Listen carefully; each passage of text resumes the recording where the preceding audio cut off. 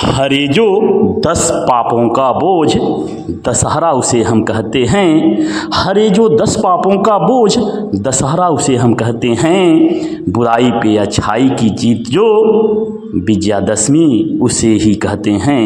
विजयादशमी उसे ही कहते हैं। जय माता दी। प्यारे श्रद्धालु भक्तगण, आपके अपने चैनल तथ्य तरंग पर हार्दिक स्वागत करते हुए हम जुड़ते हैं दशहरे के मुख्य बिंदु से, जो बहुत ही रोचक होने वाला है, जिसमें आप नवरात्र के संक्षिप्त परिचय से तथा दशहरा के 10 पापों से मुक्ति के रूप में आप जुड़ेंगे।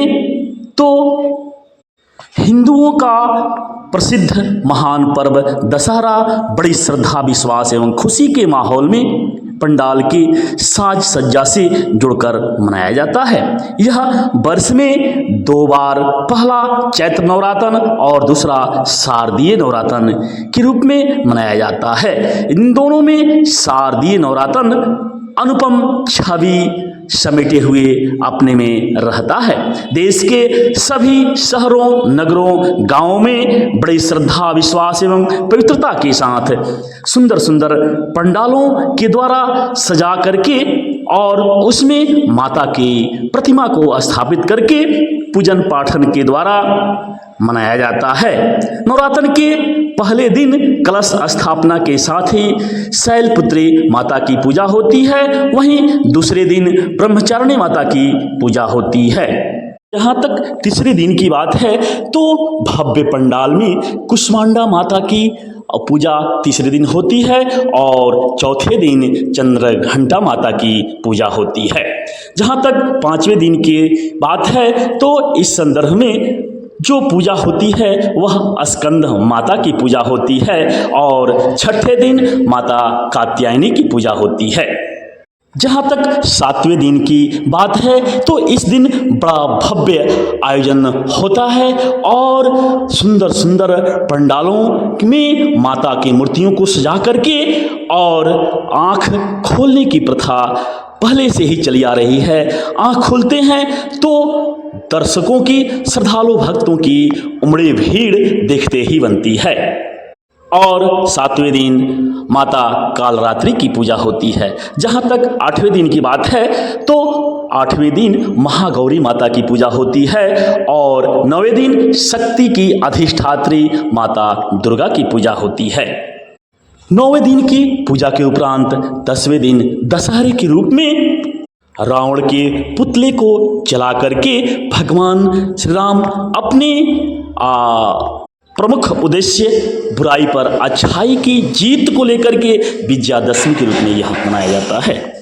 विजयादशमी यानी दशहरा 10 पापों से मुक्ति के रूप में मनाया जाने वाला त्यौहार है, जिस दिन बुराई पर अच्छाई की जीत के लिए भगवान श्री राम ने रावण के 10 शीशों का वध किया और बुराई पर अच्छाई की जीत को बड़ी श्रद्धा के साथ विजयादशमी के रूप में मनाया जाता है। तो आइए अब हम जुड़ते हैं उस महत्वपूर्ण भाग से जो कि 10 पापों की कड़ी से जुड़ा हुआ है। तो प्रस्तुत है यह 10 पापों की कड़ियाँ।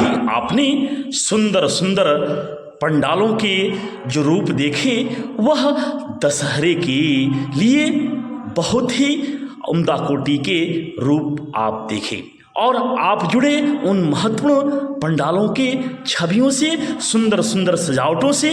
अब हम जुड़ते हैं दशहरा के उन महत्वपूर्ण बिंदु से जिसके लिए आपको याद किया गया है इस वीडियो के माध्यम से। तो आइए, दशहरा जो कि हरते 10 पपानी दशहरा इति उच्यते, अर्थात 10 पापों का हरण करता है दशहरा। 10 पापों का जो हरण करता है वह जो पाप है वह मनुष्य को बहुत ही नुकसान पहुंचाता है। तो यह दशहरा उन 10 पापों का हरण करता है। वे 10 पाप कौन कौन से हैं? आइए हम जुड़ते हैं। जो मानव के द्वारा पाप किए जाते हैं ये 3 माध्यम से किए जाते हैं।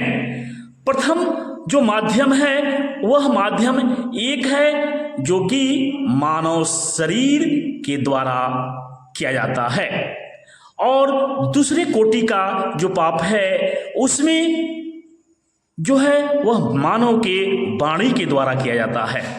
अर्थात पहला जो कोटि है वह मनुष्य के शरीर के द्वारा, और दूसरा कोटि मनुष्य के वाणी के द्वारा, और तीसरी जो कोटि है वह जो तीसरी कोटि है मानव मस्तिष्क के द्वारा पाप वो किए जाते हैं। आइए अब हम जुड़ते हैं कि प्रथम कोटि जो है माध्यम एक है, यह मानव शरीर द्वारा जो 3 पाप किए जाते हैं वे कौन कौन से पाप हैं। पहला जो पाप है वह निषिद्ध हिंसा है। निषिद्ध हिंसा अर्थात वे हिंसा से हमें सदैव बचना चाहिए जो समाज में हानि पहुंचाते हैं, जो मानव धर्म के लिए नुकसानदायक हैं। दूसरी जो पाप है दूसरी कोटि का, अर्थात पहले कोटि में आने वाले मानव शरीर द्वारा होने वाले जो दूसरे पाप हैं वे पर स्त्री गमन की प्रवृत्ति है। तीसरा जो पाप है वह बिना दिए किसी की वस्तु को लेना, अर्थात बिना दिए किसी के वस्तु को लेना ही तीसरा पाप है। तो इस तरह से मानव शरीर द्वारा 3 पाप किए जाते हैं, निषिद्ध हिंसा, पर स्त्री गमन की प्रवृत्ति, और तीसरा है बिना दिए किसी को किसी वस्तु को ले लेना। बिना दिए किसी वस्तु को ले लेना तीसरा पाप है। दशहरा 10 पापों से जो मुक्ति दिलाता है उसमें दूसरे कोटि की जो पाप हैं वह मानव के वाणी द्वारा किए जाते हैं। जो दूसरे कोटि के पाप हैं यह मानव के वाणी के द्वारा किए जाने वाले पाप हैं। ये 4 होते हैं। 4 कौन कौन से होते हैं देखिए, आप जुड़ रहे हैं मानव की वाणी द्वारा होने वाले पाप। पहला है अर्थात कठोर वचन निकालना, अर्थात हम 10 पापों की कड़ी में जुड़ रहे हैं तो उस दृष्टि से चौथा पाप होगा कठोर वचन निकालना। 5वां जो पाप होगा जो वाणी के द्वारा होता है वह मिथ्या बातें करना, अर्थात झूठी बातें करना, यह पाप है 5वें नंबर का पाप। 6ठे नंबर का पाप है जो वाणी द्वारा होता है वह है चुगली करना, अर्थात चुगली करना 6ठे नंबर का पाप है। 7वें नंबर का पाप है बेतुका अनाप शनाप बोलना। इस प्रकार आप बेतुका अनाप शनाप बोलना यह भी एक प्रकार का पाप है। अनायास ही कोई बात कहने लगता है बिना समझे बिना जाने, तो इस तरह की बेतुका बात उसे हम कहते हैं। इस तरह का बात करना या बोलना पाप होता है। तो अभी हम जुड़े मनुष्य के शरीर द्वारा होने वाले पाप और मनुष्य के वाणी द्वारा होने वाले 4 पापों से। इस तरह से 7 पापों से जुड़े तीसरी कोटि का जो पाप होता है, जो तीसरा कोटि है वह मानव मस्तिष्क के द्वारा होने वाले पाप, जो कि संख्या में 3 होते हैं। मानव मस्तिष्क के द्वारा जो पाप होते हैं वह 3 होते हैं। पहला नंबर है जिसको हम पापों की श्रेणी में 8वें नंबर पर रखते हैं। 8वें नंबर पर रखते हैं, यह है पर धन हस्तगत करने का विचार, अर्थात मानव क्या करता है कि दूसरे के धन को कैसे हम दूसरे के धन को कैसे ग्रहण कर लें, कैसे हमारे अंदर आ जाए, यह भावना उसके अंदर आती है तो यह उसके मस्तिष्क का काम होता है।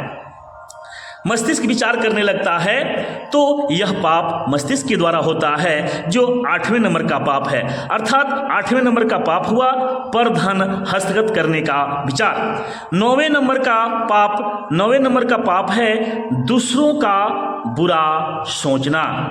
9वें नंबर का पाप है दूसरों का बुरा सोचना, और 10वां नंबर है व्यर्थ की बातों हेतु किसी से आग्रह यानी दुराग्रह।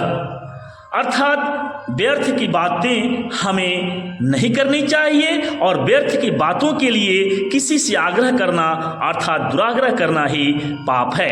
इस प्रकार दशहरा के दरमियान 10 पापों का हरण होता है और 10 पापों से व्यक्ति को मुक्ति मिलती है। पहला सार संक्षेप में हम देखते हैं, अगर एक जो है शरीर के द्वारा पाप किए जाते हैं, दूसरा है वाणी के द्वारा पाप किए जाते हैं, तीसरा है मानव मस्तिष्क के द्वारा। शरीर के द्वारा जो किए जाने वाले पाप हैं वे 3 हैं। पहला है निषिद्ध हिंसा, दूसरा है पर स्त्री गमन की प्रवृत्ति, तीसरा है बिना दिए हुए किसी वस्तु को ले लेना। वाणी के द्वारा जो पाप किए जाते हैं वे वाणी के द्वारा पाप जो हैं वे 3-4 होते हैं। चौथे नंबर का कठोर वचन निकालना, 5वें नंबर का झूठ बोलना, 6ठे नंबर का बेतुकी अनाप शनाप बात कहना और 7वें नंबर का चुगली करना। तो इस प्रकार वाणी के द्वारा 4 पाप होते हैं। तीसरी कोटि के पाप हैं मस्तिष्क द्वारा होने वाले पाप, जो 8वें नंबर का है दूसरे के धन लेने का विचार करना, 9वें नंबर का दूसरे का बुरा सोचना और 10वां नंबर है व्यर्थ की बातों हेतु आग्रह करना। तो इस तरह से आप 10 पापों के द्वारा आप दशहरा में मुक्ति पा जाते हैं। 10 पाप से मुक्त होना ही दशहरा कहलाता है। हरते 10 पापानि दशहरा इति उच्यते। दशहरा में 10 पापों का हरण होता है, इसलिए इसे दशहरा कहा जाता है, जो कि बुराई पर अच्छाई के प्रतीक के रूप में मनाया जाता है। तो इस प्रकार आप विविध पंडालों की सुंदर सुंदर दृश्यों से जुड़े और साथ ही उनकी मनोहरता चित्ताकर्षकता से भी जुड़े, फिर शहर की सुंदर सजावट से जुड़े जो कि दुल्हन की तरह से सजाई गई है। फिर आगे दशहरा के दरमियान 10 पापों से मुक्ति हेतु उन तथ्यों से जुड़े जो कि 10 पाप हैं। इस प्रकार आप शुरू से अंत तक लगाव रखें, इसके लिए बहुत बहुत धन्यवाद। आगे पुनः अगले वीडियो में हम फिर मिलते हैं, तब तक के लिए जय हिंद, वंदे मातरम।